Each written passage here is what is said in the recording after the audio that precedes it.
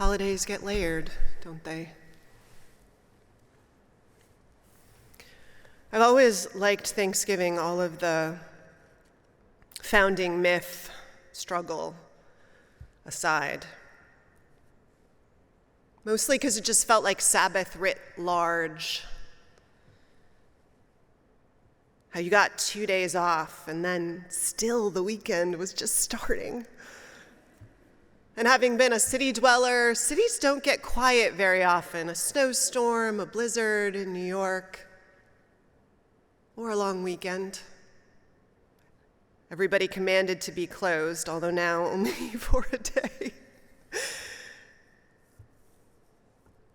And how you could choose to spend it with some good friends or just duck and cover and be in your own company. And really, the only obligation of this last weekend was that you eat something good. And Tenderloin Testy, well, they provided 800 opportunities for that. And really, the biggest necessity of the midday was to nap.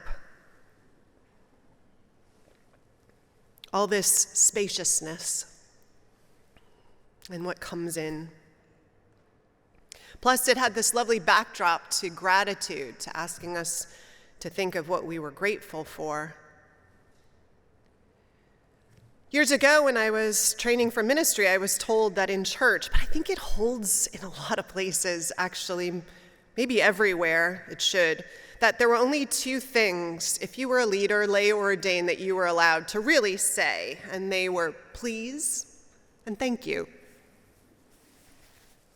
It was this reminder that in our shared life, all generative life, all life-giving life together works really on generosity of self and gratitude, and how these things, how they start to fold in on each other, and it becomes this miraculous, magnificent, virtuous force once it gets rolling.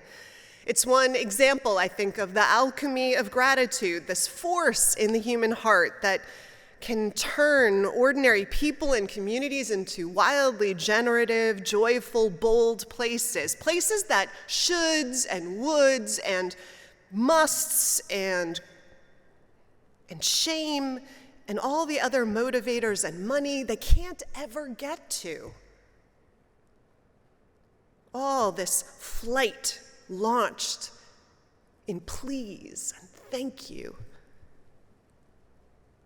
The yes and of improvisation.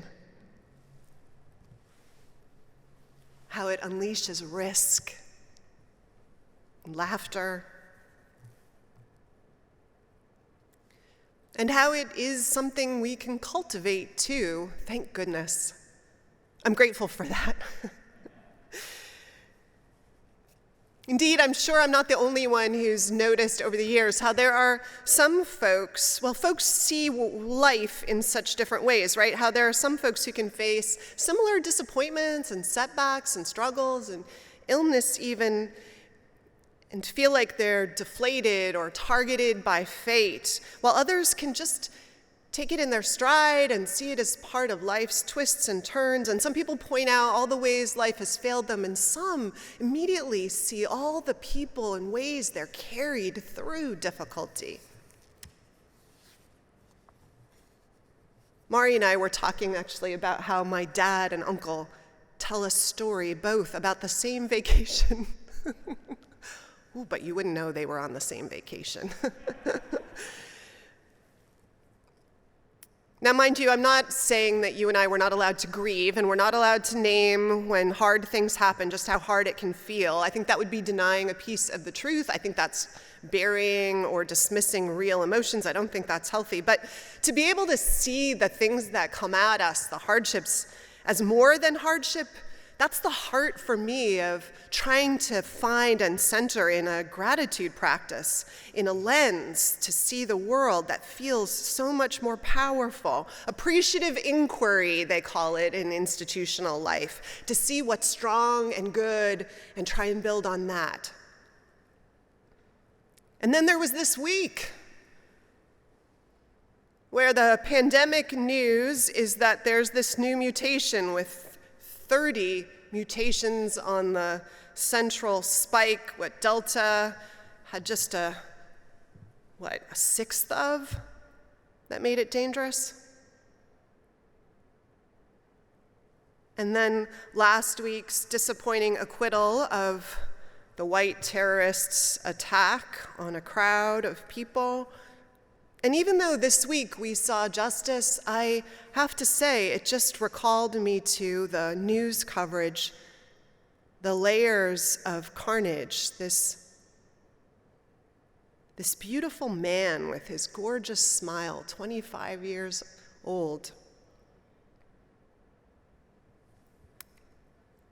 And time with family is often really great and often brings up who's not there and hard things we haven't yet resolved. And I was wondering to myself, so how do we see all of what comes at us in life through the lens of gratitude? So I thought we'd take a moment in this litany of gratitude this morning and do that. So I want to give thanks for this blue-green planet that we stand on that spins through space and that anchors us in the miracle of centripetal force and gives us in its spinning the mixture of day and night and seasons of warm and cold and fallow and fruit. And I was struck looking out at the moon one night that isn't it kind of a useless piece of planetary space debris floating in the sky, but it pulls these tides on our earth, on the shores, and it lights up the night, and along with the stars, it always draws me into this universe beyond my little universe of chores and life. Walking the dog some nights, looking up, I'm immediately called into this perspective of this vast expanse of space, known and unknown, and reminded how small I am, and that's comforting. And I want to give thanks for this flesh and blood body, mine, yours. It's so resilient and it's so determined to keep on living, and it's so good at it. All those generations, it's been perfecting its own endurance. How it compensates even for when things start to go wrong. Like I remember years ago, we climbed the Andes and I got altitude sickness, and I read about how long it would take to make more red blood cells, and it turns out actually it takes weeks, which made me nervous as I vomited. But then I read further, and it turns out that your body gets you back on your feet in a day or so, and the reason is because it does these thousands, like over 1,000 micro adjustments of chemistry and pathways and oxygen use. It's extraordinary. And I give thanks also for how fragile our bodies are. I once did a memorial service for a young father who slipped on a rainy day and hit his temple, and that ended his life. And I think we're all aware of the fragility of our bodies, but I want to try and give thanks for that. Because it means we don't take them for granted when we're aware of it. We realize the incredible preciousness we have to be in this gorgeous body working so hard to stay alive. And then we're invited maybe to be tender with each other too, and touch and feeding and care. And humble about our mortality, if we're wise. And I want to definitely give out a shout to science. That scientists were able to see the constructed intricacies of this most recent mutation on the virus that we know so intimately.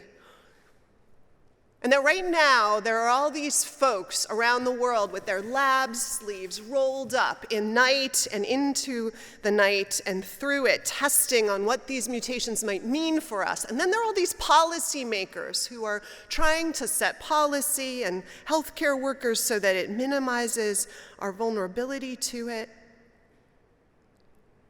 And then there are those public health people around the world who are calling out to us to take care of everyone on the globe and remind us that we're not ever really going to be safe until everybody is vaccinated and safe. And as overwhelming as that call is, can you imagine if we were able to step into that invitation to true interdependence?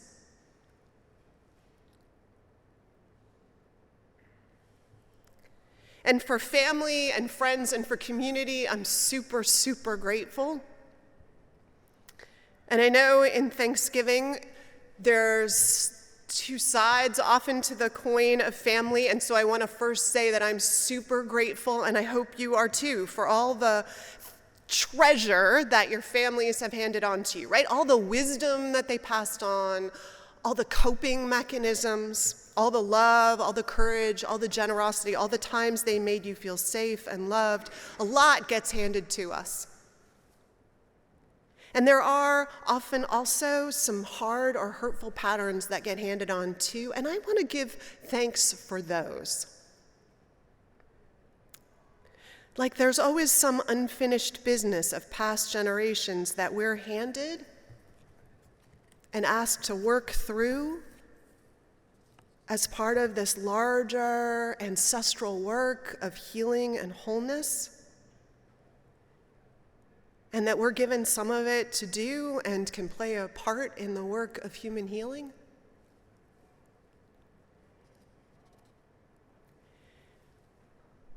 I want to give thanks for our justice system and its transparency. That we can see how it not just reflects the law of our time, but the minds and hearts of the people. And in knowledge, there is clarity and therefore power, as hard as the insights sometimes land. And for the right to protest, even if we aren't always kept safe in it. And for the gift of memory. For the right to recall everybody who lost their lives in the tragic sins of all of our fear and hatred and all the ways it shows up, because I think as hard as the memory is, like the beautiful face of Ahmaud Arbery,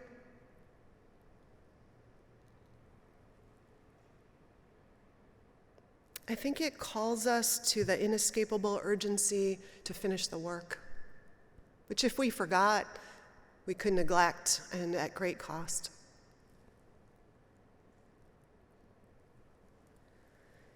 And I guess I also want to thank the universe for beauty, because it's so healing. I went to the symphony this week. Did you sing as part of that? Oh my God. They did Beethoven's Ninth. I mean, let's just give thanks for the Ode to Joy with 100 people singing it. Just gets in your bones. And you remember what human creativity and focus and unity can do when it's focused on beauty and good and truth. And that's a good reminder to get in your bones periodically. And I'm sad also to lose the genius of Stephen Sondheim. But I'm really grateful for all he and all other artists leave behind, right? These strains that live in us, that get called out in a moment. I don't know about you, but I find myself singing lines from Sondheim. Like when I have a moment of anticipation, I'll sometimes find myself singing, much to the embarrassment of my loved ones, "Something's coming, something good." Or in moments of uncertainty, quietly to myself sometimes, "There's a place for us." Even if I don't see it. or how he reminds us no one is alone. No one is alone. He showed us things, many beautiful things, that we never thought to explore. For all of this week, for all of it, I give thanks. Ways it steers, the ways it anchors. A life of please and thank yous, practice gratitude over time does this thing to us. It alters our perspective, which is to say, it changes not only how we see the world, but maybe also what we see. And the world isn't changed in that moment, but we are. Focused, I think, on what we can do and what we have done and who we can be and all the possibilities, which is great. It's a great way to face any day or week, and particularly all the hard chapters of life. So I'm grateful for all of you also. May gratitude lift us always, and may it sweeten and inspire the places between us. Amen.